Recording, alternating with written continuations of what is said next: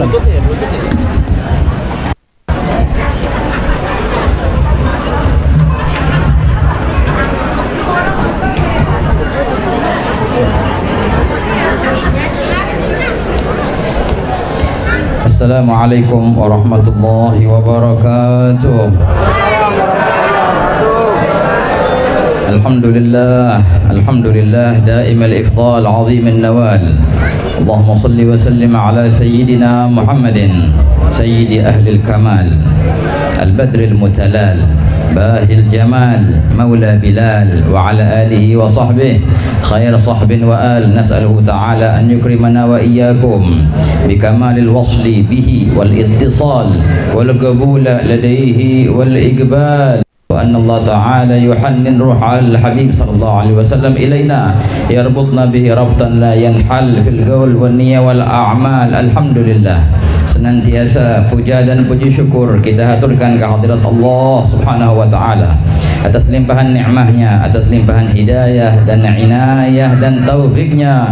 Fa wallah laulallah mahtadaina wala tasaddaqna wala sallaina fa anzilan sakinatan alaina. Berkat taufik Allah lah kita bisa duduk di sini. Berkat cinta kepada baginda Nabi Muhammad sallallahu alaihi wa ala alihi wasallam kita bisa berada di lapangan ini, ikhwan.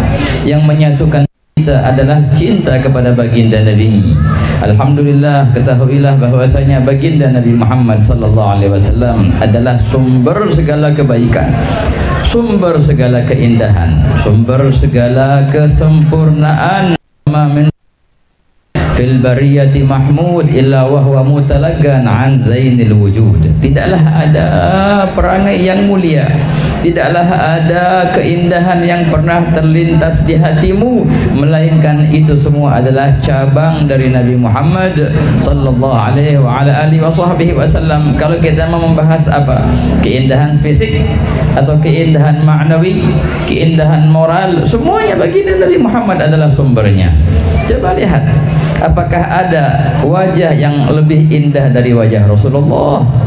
Apakah ada wajah yang lebih suju, yang lebih nikmat untuk dipandang lebih dari wajah Nabi Muhammad sallallahu alaihi wasallam? Kalau dikatakan dahulu Nabi Yusuf alaihi salam ganteng, sampai-sampai banyak perempuan tergila-gila dengan kegantengannya Nabi Yusuf alaihi salam.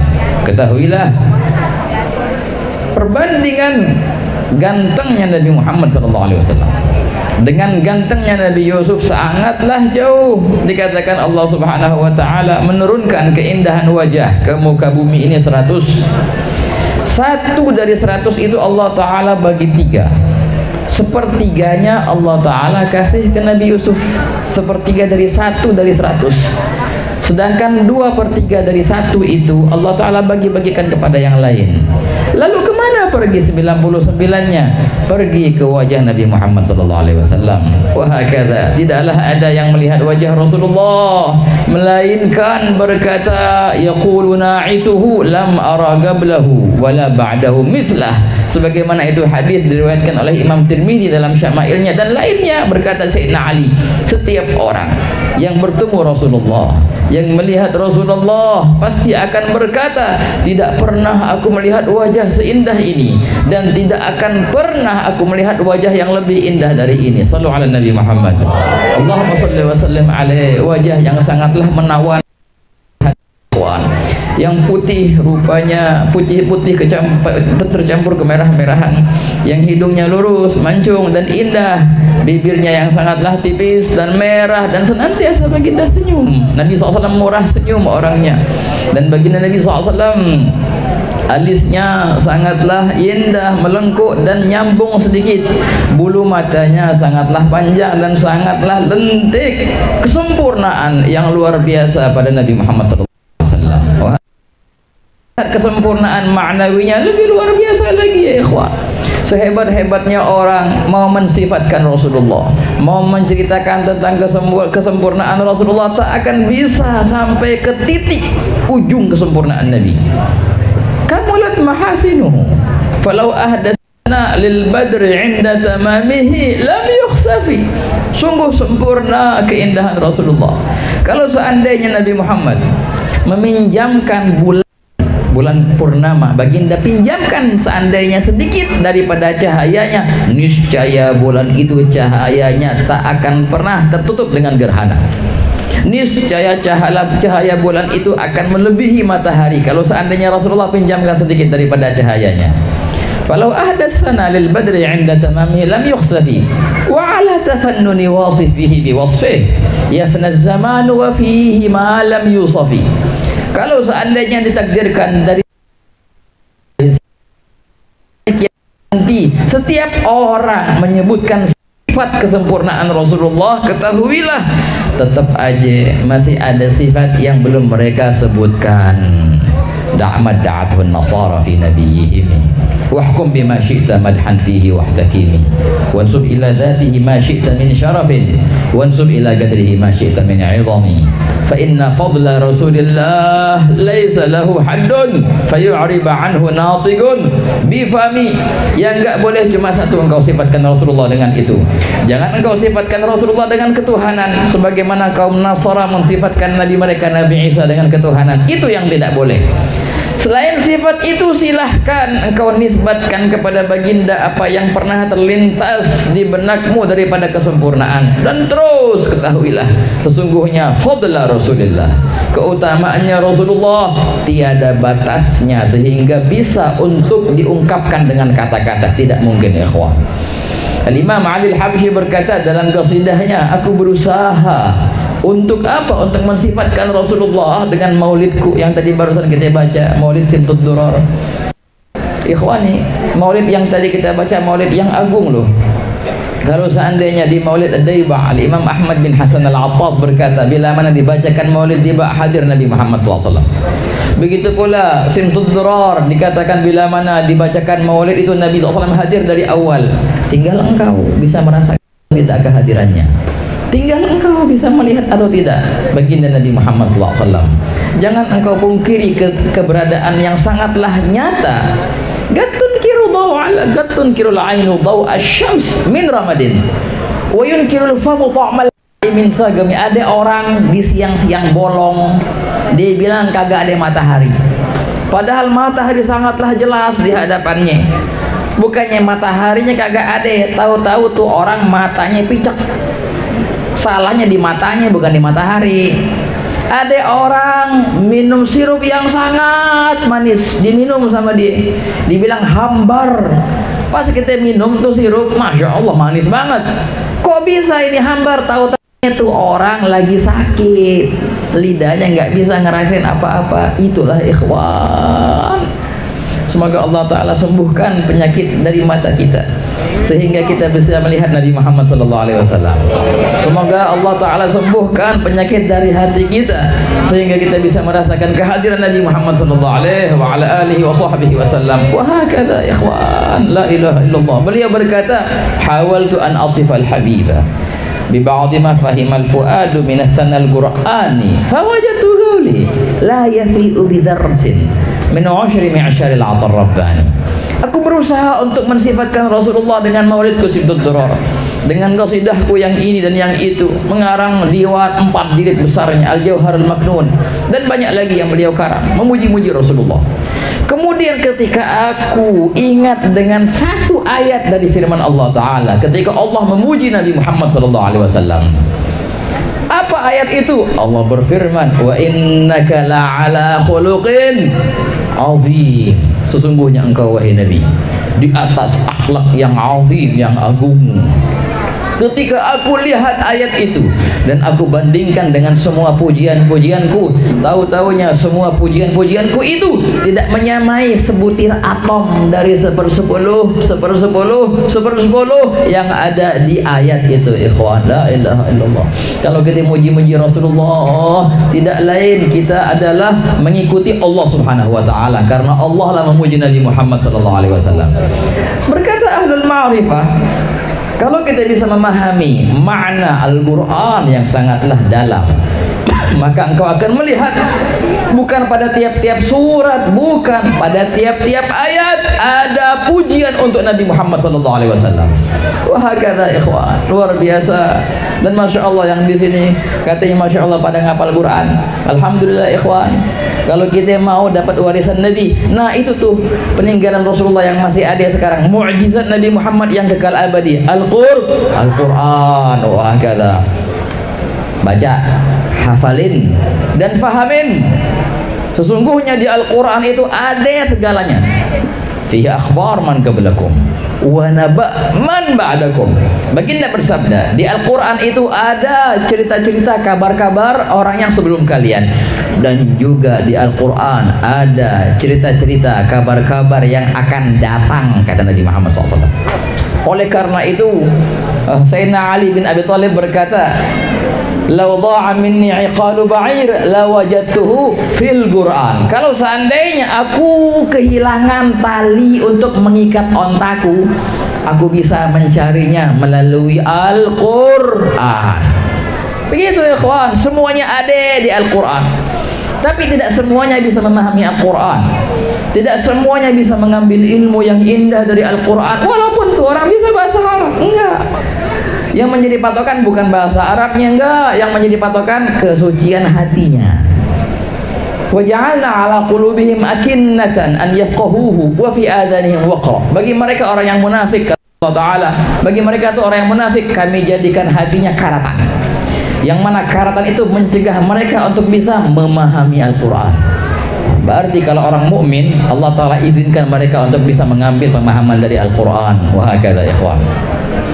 Karena Imam Ali bin Abi Thalib juga berkata pada beberapa makulahnya, kalau seandainya aku membahas makna bismillah, bukan bismillah Bismillahirrahmanirrahim, enggak cuma bismillah saja. Dalam riwayat bukan bismillahnya, titik yang ada di huruf ba.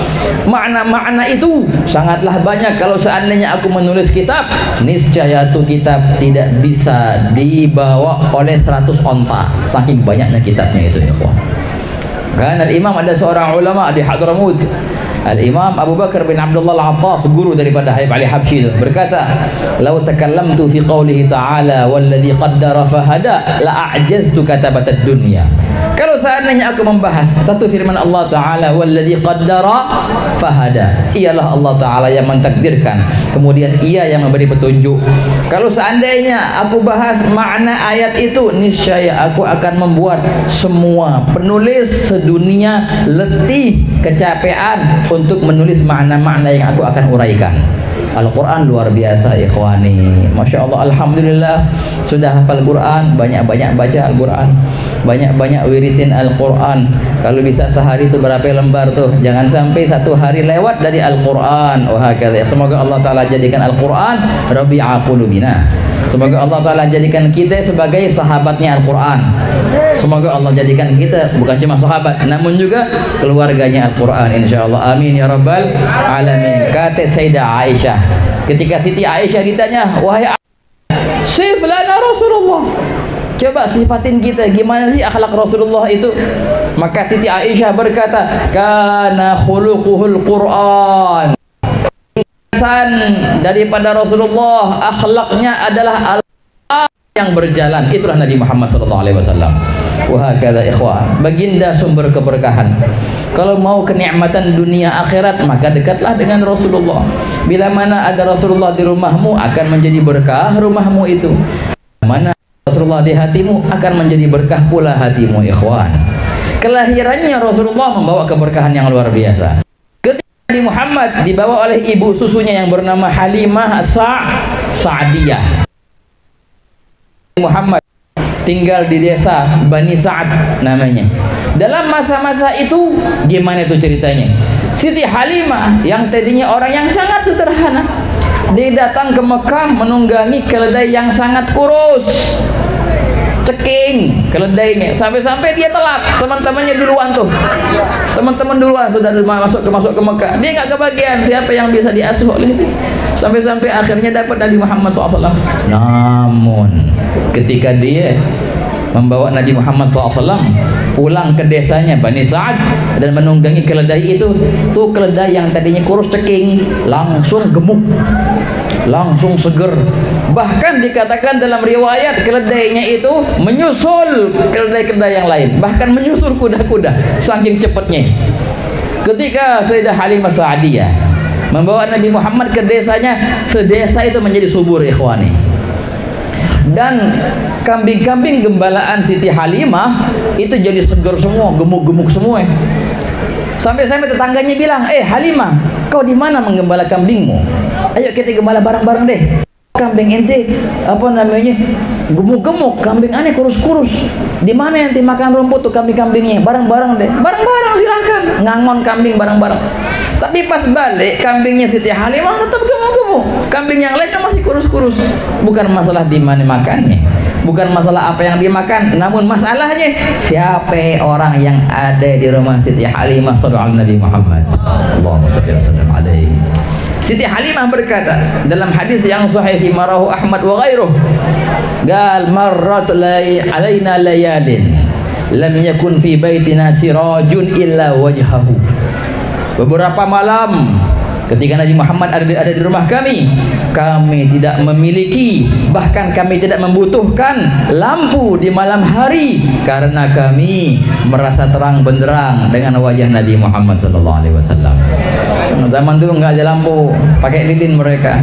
Kalau bulannya purnama enak, bulan purnama terang benderang. Tapi Siti Halimah nggak butuh bulan purnama, nggak butuh tuh lilin. Kenapa? Karena di rumahnya ada wajah Nabi Muhammad SAW yang benar-benar terang benderang ikhwan. Baginda pernah masuk di masa-masa di Madinah ke rumahnya yang lagi sangat gelap. Siti Aisyah lagi nyari jarum. Ketika masuk Rasulullah SAW dengan wajah yang sangat indah dan sangat terang benderang sehingga menerangi ruangan yang ada di kamar itu ikhwan. Sampai-sampai Siti Aisyah bisa melihat jarum yang jatuh itu. Kemudian beliau berkata, "Ya Rasulullah, ma adwa wajhak, alangkah terangnya wajahmu ya Rasulullah." Baginda berkata kepada Siti Aisyah, "Ya Aisyah, wailul liman lam yara hadzal wajh yaumil qiyamah." Celaka bagi orang yang tidak menemui wajah ini di hari kiamat, kata baginda. Siti Aisyah balik bertanya, "Ya Rasulullah, siapa gerangan orang yang tidak bisa menemui wajahmu nanti di hari kiamat?" Ini bahaya ikhwan. Kita di hari kiamat semua kita bakal nyari siapa, tahu nggak? Bakal nyari Rasulullah SAW. Siap-siap untuk nyari Rasulullah nanti di padang mahsyar. Celaka kalau kita kagak ketemu Nabi. Ditanya sama Siti Aisyah, "Ya Rasulullah, siapa gerangan mereka yang celaka, yang tidak bertemu denganmu nanti di hari kiamat?" Baginda menjawab, "Alladzi idza dzukirtu 'indahu lam yusalli 'alayya." Mereka yang celaka nanti di hari kiamat tidak bertemu denganku adalah orang-orang yang bila mana disebutkan namaku di hadapannya namun ia tidak tergetar hatinya untuk salawat kepadaku. Shallu ala Nabi Muhammad. Allahumma shalli wa sallim alaihi.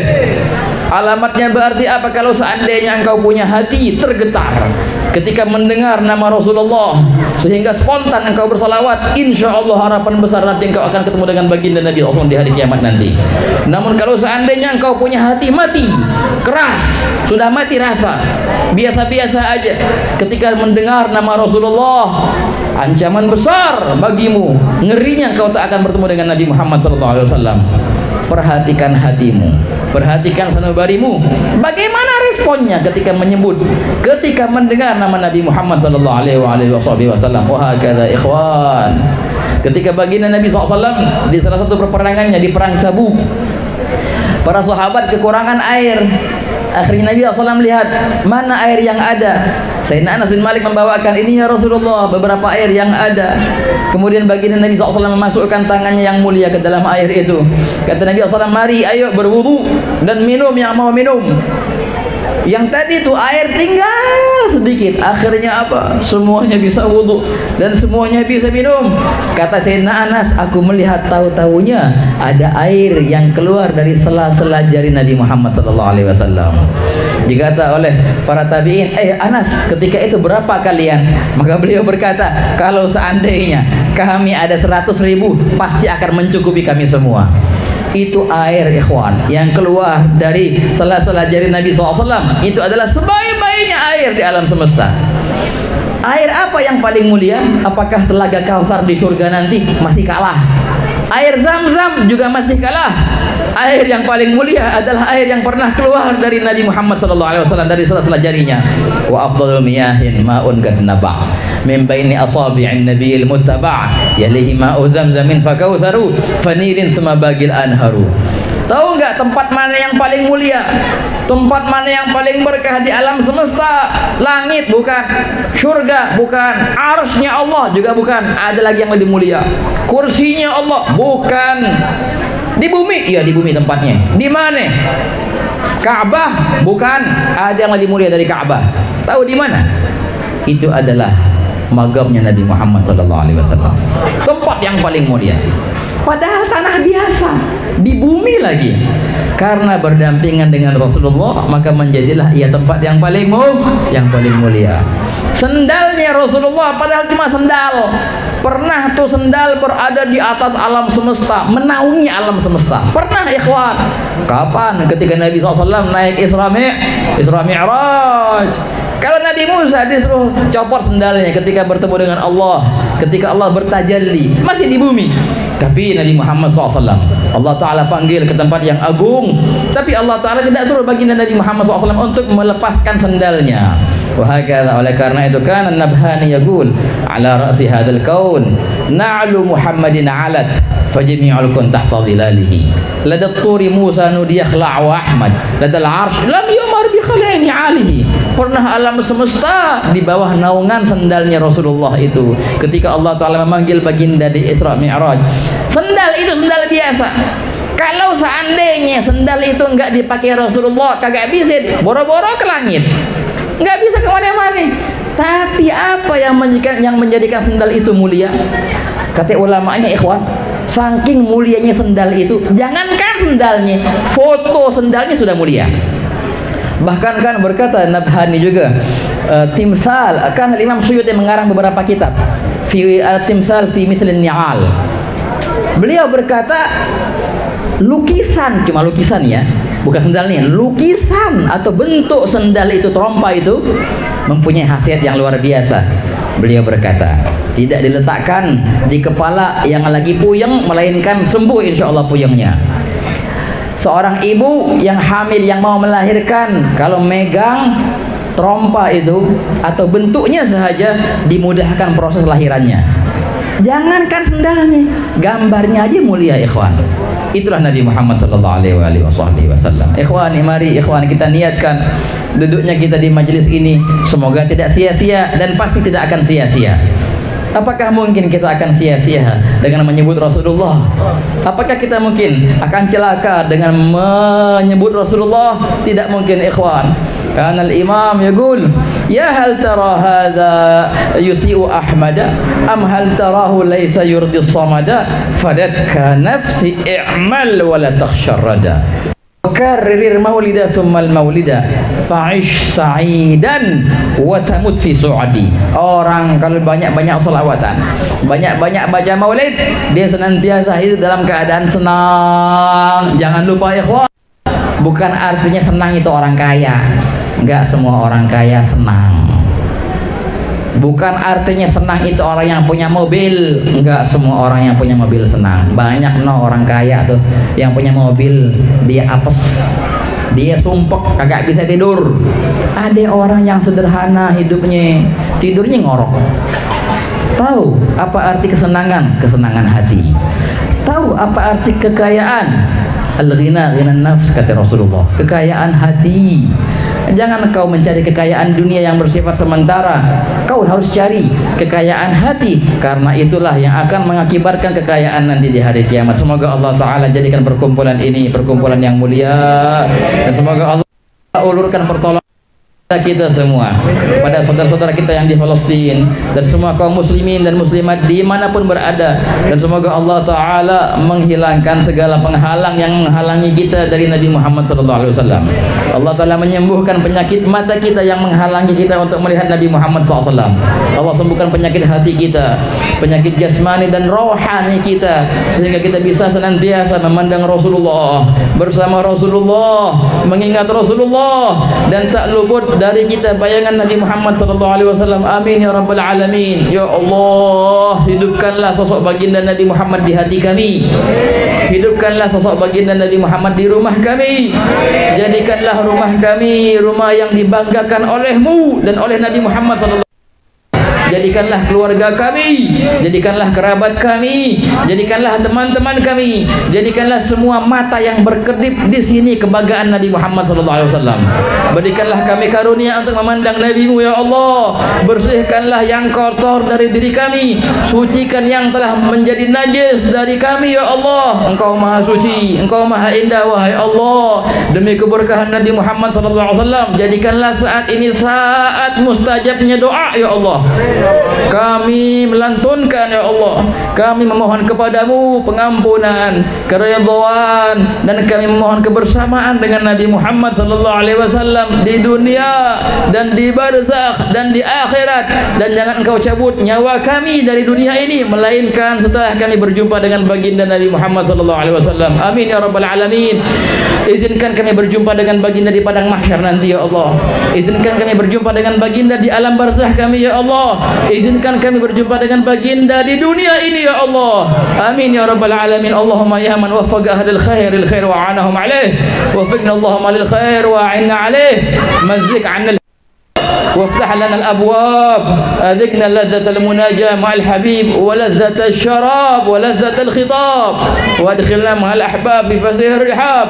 حنن روحه الشريف إلينا واربطنا به ربطا لا ينحل في القول والنية والأعمال حتى تفنى صفاتنا في صفاته وتفنى أفعالنا في فعله وتفنى ذواتنا في ذاته مع العافية التامة برحمتك يا أرحم الراحمين. ارزقنا كمال الانطواء والامتلاء والانتراح في الحبيب صلى الله عليه وسلم.